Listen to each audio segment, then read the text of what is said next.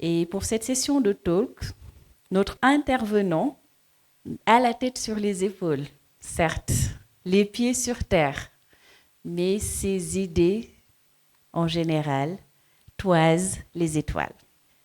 On l'a vu avec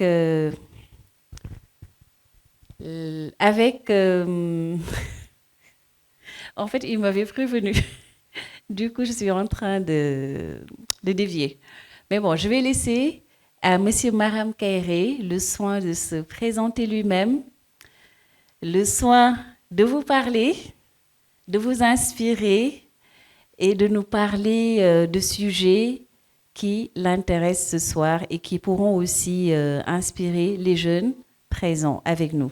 Donc, Monsieur Maram Kairé, avec votre permission, nous vous invitons à nous rejoindre pour parler au public qui est impatient de vous écouter. Merci. Merci beaucoup, Rama. Je n'oublierai jamais ce que tu viens de me faire. Bonjour à tous, distingués invités, tout protocole observé. C'est un honneur d'être ici aujourd'hui. Me présenter, non, c'était à elle de faire les présentations. Donc elle me refile cette patate-là. Si je le fais, ce serait parler de moi. Et je ne suis pas là pour parler de moi. Peut-être parler de ce que nous essayons de faire. Deuxième chose, elle met ma photo avec une voix qui parle. C'était pas moi. Je ne sais pas c'est qui. Troisièmement, la photo ne me ressemble pas du tout. Vous ne pensez pas? Quatrièmement, ils ne m'ont même pas dit de quoi je dois parler. Réinventer l'Afrique. C'est très, très ambitieux. Maram Kairé. Bon, je pense que vous avez lu. C'est pas ce que j'avais dit de mettre. Sixièmement,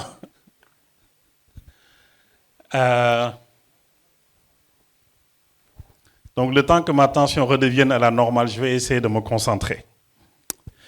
C'est un plaisir d'être ici, hors introduction humoristique, mais remercier les organisateurs pour cette opportunité de parler un peu des efforts que nous sommes tous, de façon collective, en train d'essayer de faire pour le développement de notre pays, mais également de façon plus globale pour le développement du continent africain. Le sujet lui-même, réinventer l'Afrique, je pense qu'il est tellement vaste qu'il nous faudrait une année pour en discuter et on n'aura pas fini. Sur le segment qui me concerne, peut-être les efforts qui sont en train d'être faits dans le domaine du spatial, on peut en parler rapidement. Rama, j'ai combien de temps? Ça a été un plaisir de vous parler. À bientôt. 7 minutes pour vous dire quoi? 7 minutes pour vous dire quoi? Je pense que je ne peux rien vous dire en 7 minutes. Ce que je peux vous dire, en fait, c'est que j'ai eu la chance d'être invité une fois dans le passé au niveau de l'Université de Thiès par des étudiants. Et ils m'ont posé la question, le sujet de l'intervention, c'était la place du jeune Sénégalais dans le monde de demain. Dès le démarrage, j'ai dit, il n'y a aucune place. Parce que le monde de demain, en fait, c'est un monde qui est extrêmement difficile. C'est un monde de compétition.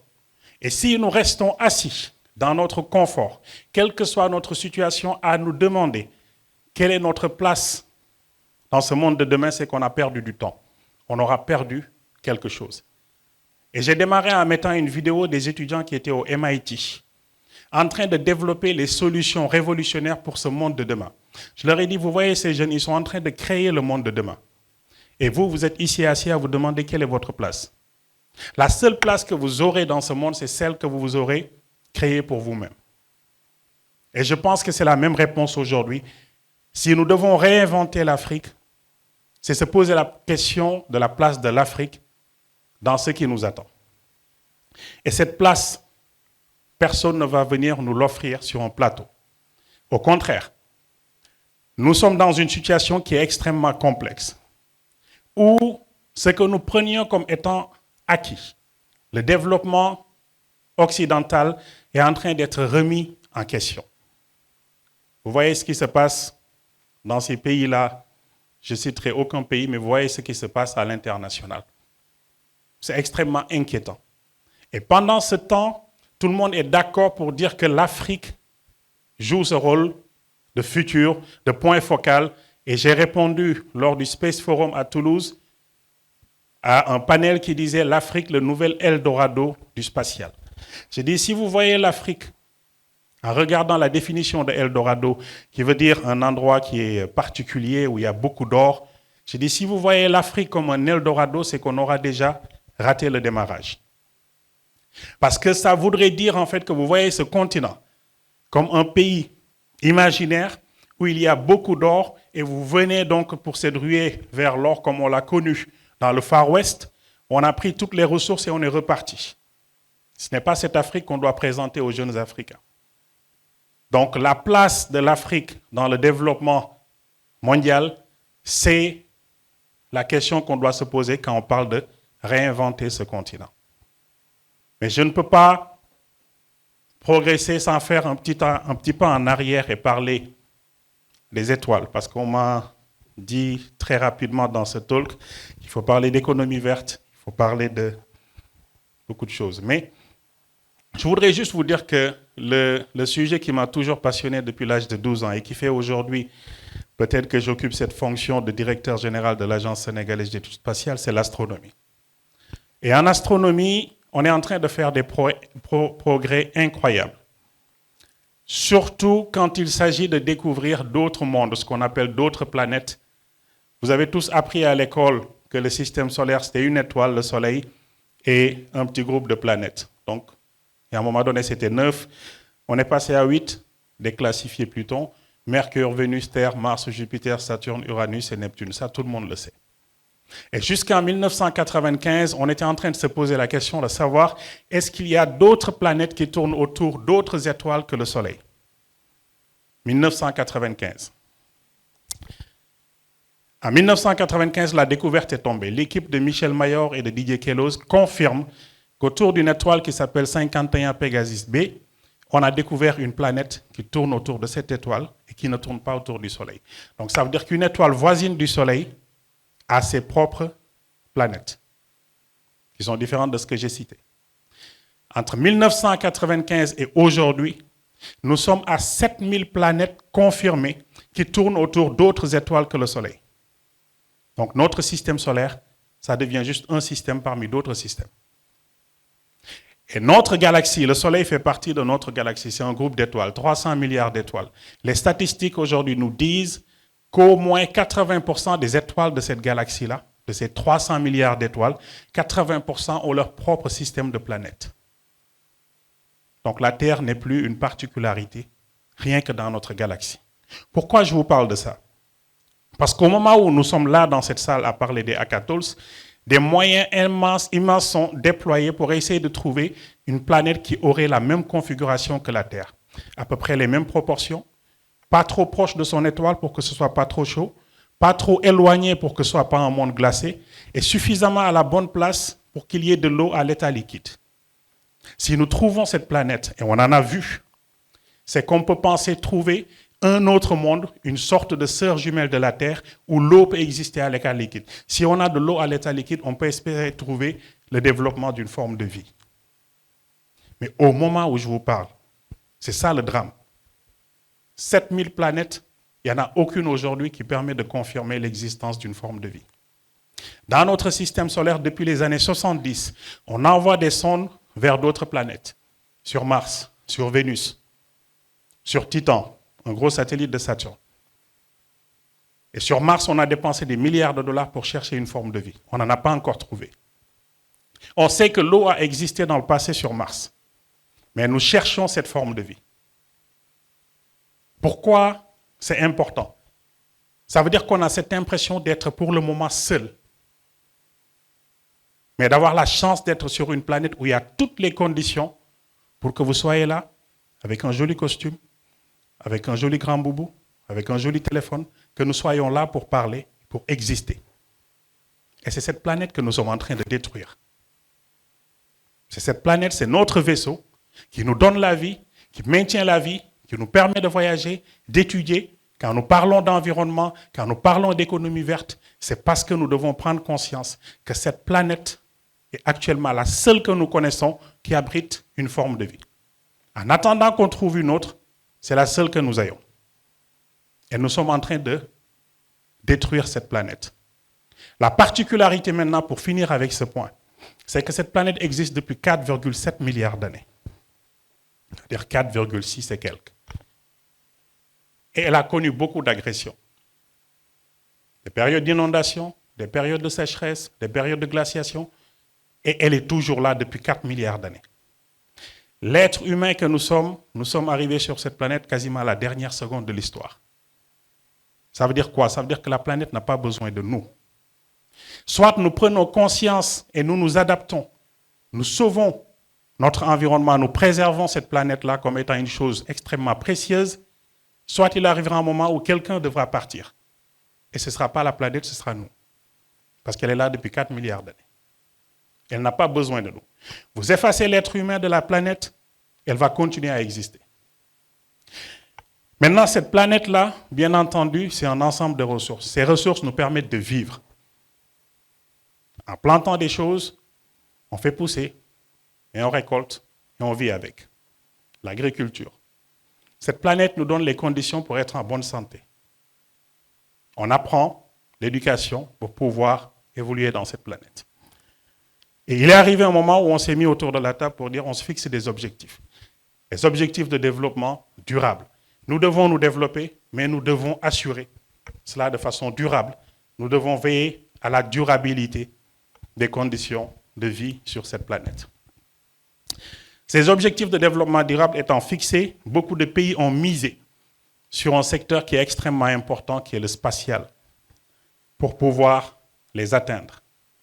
Et en Afrique, on nous a toujours dit que ce n'est pas pour nous, le spatial, ça coûte cher. Les satellites pour la télécommunication, ça coûte cher. Les satellites pour observer la Terre, ça coûte cher. Si vous avez besoin d'images, il faut aller les acheter, ça coûte extrêmement cher. C'est ce qui a été dit. Et l'Afrique a considéré que nous avions d'autres priorités. Tout à l'heure dans la vidéo, on l'a vu, la santé. On a d'autres priorités, l'agriculture. On a d'autres priorités, la sécurité, ainsi de suite, ainsi de suite. Et quand vous regardez le tableau de bord des Nations Unies, pour les pays qui sont les plus avancés en termes d'atteinte des objectifs de développement durable, je n'ai pas encore le dashboard de 2024, mais celui de 2023. Quand vous regardez cela, et que vous superposez ça avec les cartes du monde qui montrent les pays qui étaient des puissances spatiales, qui ont misé sur le spatial depuis quasiment 60 ans, vous verrez en fait que c'est les mêmes pays qui ont misé sur le spatial qui sont aujourd'hui les plus avancés dans l'atteinte des objectifs de développement durable. Et les 17 ODD, quand vous les prenez, sont liés de façon directe ou indirecte à l'utilisation du spatial, soit les données spatiales, soit les services dérivés. Ça veut dire quoi? Au moment où l'Afrique a pensé que ce n'était pas pour nous, d'autres ont utilisé les satellites pour faire de l'agriculture de précision. En envoyant des informations au sol, on reçoit des données, on peut savoir si cet endroit est propice pour les récoltes, on peut savoir si les récoltes souffrent d'une quelconque maladie avant qu'on arrive à la production. Et comme ça, on arrive à anticiper. Quand nous parlons de la santé, le vecteur qui aujourd'hui fait le plus de ravages en Afrique, c'est le paludisme. Sans risque de me tromper. Et quand vous prenez le secteur de la santé, l'utilisation des données satellitaires nous permet d'anticiper sur ces zones à risque où il y a des proliférations de larves de moustiques. On arrive à les détecter, les points d'eau, la quantité d'eau, la qualité de l'eau, et à partir de là, on peut savoir si, oui ou non, il y a risque de prolifération et de pouvoir intervenir sur ces zones. Mais de la même façon, dans le domaine de la santé, aujourd'hui, l'expert réputé mondial peut être au Japon, aux États-Unis, ici à Dakar, et faire une opération à Ourossogui, à Kédougou ou à Fafakuru, parce que tout simplement, on a utilisé les données satellitaires pour faire de la télémédecine. Il en est de même pour l'élevage. Il en est de même pour la surveillance maritime. Aujourd'hui, grâce aux satellites, on peut avoir des échantillonnages, des bancs de poissons, savoir où il faut mettre l'accent, là où on peut pêcher, là où il ne faut pas pêcher, détecter les pirogues qui font de la pêche illégale, détecter les gros navires qui parfois coupent les balises pour être dans l'illégalité. Tout ça, grâce aux satellites, nous arrivons à l'adresser. Quand le Sénégal aujourd'hui investit sur le pétrole et le gaz, nous avons la possibilité, grâce à l'utilisation des données satellitaires, de détecter une fuite de pétrole avant que cela n'atteigne même 50 cm. On arrive à détecter cette fuite. Donc la technologie qui provient de l'espace nous permet de répondre à ce que nous avons considéré comme étant des urgences, mais pour lesquelles on nous a dit ne vous servez pas du spatial, ce n'est pas fait pour vous. De l'autre côté, l'aspect éducation. L'utilisation aujourd'hui de la technologie satellitaire nous permet, grâce au téléenseignement, de pouvoir distribuer le savoir partout à travers le territoire national. Je ne parlerai pas des questions de sécurité, défense. Aujourd'hui, le spatial apporte une réponse concrète à un monde en perpétuelle mutation, comme le disait Noureddine tout à l'heure, et à travers donc ce spatial, nous arrivons à produire des services et des produits qui vont permettre à ces jeunes entreprises que vous voyez de pouvoir pousser, de développer une activité économique. Avec le soutien de l'État, avec le soutien du secteur privé, nous arrivons à faire de ce spatial un levier de croissance économique. On nous a toujours dit que ce n'était pas pour nous. Aujourd'hui, on sait que c'est pour nous. C'est à notre portée parce que nous sommes à l'ère de ce qu'on appelle le New Space. Les étudiants des grandes universités américaines dans les années 80 ont développé des technologies qui permettent de miniaturiser les satellites. Aujourd'hui, un premier satellite peut tenir dans votre paume de main. C'est ce qu'on appelle les CubeSats. Le premier satellite que le Sénégal a lancé. Vous avez vu beaucoup de photos circuler avec le drapeau du Sénégal sur un gros satellite et autres. C'est un petit satellite, un CubeSat qui tient dans le creux de votre main. Et ça permet aux États africains, avec très peu de moyens, aujourd'hui un CubeSat, ça peut vous coûter 50 000 €. Là où c'était 1 million de dollars de faire un satellite, un CubeSat, 50 000 €, vous avez un CubeSat. Donc c'est pour vous dire que la technologie est à la portée de l'Afrique et c'est pour ça que l'Afrique a fait ce sursaut, a fait du spatial une ambition. Aujourd'hui, nous sommes à 22 agences spatiales qui sont créées sur le continent. Le Sénégal est la 22e agence. Il y a une quarantaine de satellites qui ont été lancés ces 20 dernières années. Et on pense que d'ici 2030, on devrait être à une centaine de satellites lancés depuis le continent. Les choses sont en train d'aller très vite. L'Agence spatiale africaine est créée. C'est parce qu'on a compris les enjeux, on sait que le spatial va aider à changer la donne, à réinventer ce continent, à redimensionner notre positionnement par rapport à l'échiquier mondial. C'est pour ça que le Sénégal fait ses bouchées doubles. Depuis qu'on a créé l'agence, nous sommes en train de pousser, de faire de notre mieux pour que partout à travers le monde, les gens comprennent nos ambitions. Nous avons lancé le premier satellite, c'est fait. Nous sommes en train de travailler sur la première constellation de satellites. Ils seront à peu près 7 d'ici l'horizon 2028 à être lancés. Nous allons construire une ville dédiée au spatial, la Sénégal Space Valley, où vous allez retrouver les centres de recherche, des centres d'innovation, incubateurs, donc pour les jeunes qui s'intéressent à ça, incubateurs, data centers, des centres, un laboratoire d'innovation, le centre d'assemblage, d'intégration et de test de microsatellites, tout ça va être concentré. Ce que la Silicon Valley est pour les États-Unis, cette Space Valley sera pour le Sénégal.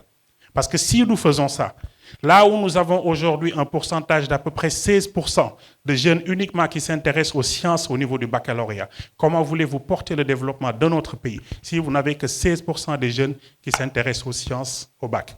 Si nous faisons ça, les jeunes pourront rêver de travailler dans le spatial, pourront être challengés, créer les vocations dès le bas âge, 5 ans, 6 ans, 7 ans.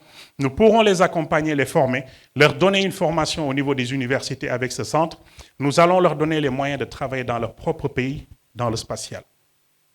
Mais c'est comme ça également que nous allons développer l'industrialisation. Ces startups vont se mettre ensemble, créer des solutions, créer des produits, des services qui vont venir répondre à ces objectifs de développement durable. Si nous le réussissons pour le Sénégal, nous pourrons le réussir pour l'ensemble des pays africains. Et c'est une façon de réinventer notre avenir. Je terminerai en vous disant une chose. Tout ça, c'est des choses qui sont à notre portée. Nous venons de signer avec la Chine, tout récemment, un MOU pour accompagner le programme de fabrication de la station internationale lunaire. La Chine va construire une station autour de la Lune, le Sénégal sera à ses côtés. Nous sommes en train de lancer beaucoup de projets technologiques. Mais tout cela ne sera possible. Parler de réinventer l'Afrique si on ne tient pas compte d'un seul facteur. L'unicité des cœurs. Le principal problème que nous avons sur ce continent, son avenir, ce n'est pas la maîtrise technologique. Nous avons les cerveaux les plus excellents ici, chacun dans son domaine. Les compétences sont là. Mais ce qui fait défaut souvent, c'est l'unicité des cœurs. Que chacun comprenne que la réussite de X, c'est la réussite de tout un chacun. Que l'échec de X, c'est l'échec de tout un chacun. Quand Mark Zuckerberg voulait lancer Facebook, il a appelé ses amis en disant « J'ai une idée ». Certains ont suivi, d'autres n'ont pas suivi. Ceux qui n'ont pas suivi ont regretté certainement aujourd'hui. Quand Apple prenait forme, Steve Jobs a appelé Wozniak pour travailler avec lui. Bill Gates a appelé Steve Ballmer. Larry Page et Sergey Brin ont travaillé ensemble. Et tout ce que vous voyez aujourd'hui comme clé de réussite dans ce milieu technologique à l'international, c'est des gens qui se mettent ensemble, qui travaillent ensemble. Mais chez nous, comment ça se passe? Juste 2 cas très rapides. C'est 2 jeunes qui se mettent ensemble, qui ont une idée extraordinaire, et au moment de démarrer, tout se passe très bien. Première semaine, les idées sont en place. Deuxième semaine, on commence à communiquer. Et troisième semaine, la tante, la sœur, le frère ou la mère va dire « Mais pourquoi on ne voit que l'autre? Il faut faire attention, il est en train de récupérer votre affaire là. » Il dit « Non, c'est comme ça, on est des amis. » Oui, continue comme ça, tu vas voir. Le lendemain, il arrive au bureau, il commence à se méfier un peu de l'autre. Et au moindre petit changement, on dit, on te l'avait dit, fais attention, il est en train de récupérer votre affaire là. Il n'y a que lui qui parle à la télé, il n'y a que lui qui fait ceci. Et qu'est-ce qui va se passer? Fais attention, viens, je t'amène voir un marabout, sinon il va récupérer ton affaire là. 2 partenaires qui auraient pu réinventer l'Afrique vont finir à la table des marabouts en train de se jeter des sorts. Il faut qu'on se dise la vérité. Et ce que je vous raconte, c'est des choses qu'on connaît autour de nous. Et au final, chacun attendra la moindre petite étincelle pour dire « on m'avait prévenu ». Et au final, on se sépare. Les idées disparaissent comme ça. Le deuxième cas qui est également très rapide, c'est quand vous voyez des choses qui sont en train d'être faites, on dit toujours « il est en train de magouiller, pourquoi lui, pourquoi pas lui ?» ainsi de suite, et on commence à vous mettre les bâtons dans les roues. Comme si votre réussite signifiait tout de suite l'échec des autres. Non, votre réussite, c'est la réussite de tout un chacun. Et il faut qu'on apprenne à se soutenir, on apprenne à travailler ensemble. L'inclusivité, pour moi, c'est tout cet ensemble. Apprenons à soutenir chaque individu comme si c'était nous-mêmes. Si X réussit, c'est toute la famille qui a réussi. Si un Sénégalais réussit, c'est les 18 millions de Sénégalais qui ont réussi. Si le président de la République réussit, c'est les 18 millions de Sénégalais qui ont réussi. Apprenons à nous soutenir. Si nous voulons réinventer l'Afrique, réinventons nos cœurs. Changeons nos cœurs, mettons nos cœurs ensemble et travaillons pour que l'Afrique puisse s'en sortir de la meilleure des façons. Tout est déjà fait et c'est à notre portée. Je vous remercie. Merci Mariam Kairé, des applaudissements bien mérités. Je vous demande de l'applaudir à nouveau parce qu'il a fait quand même une très belle prestation. Pour un coup d'essai, c'était un coup de maître.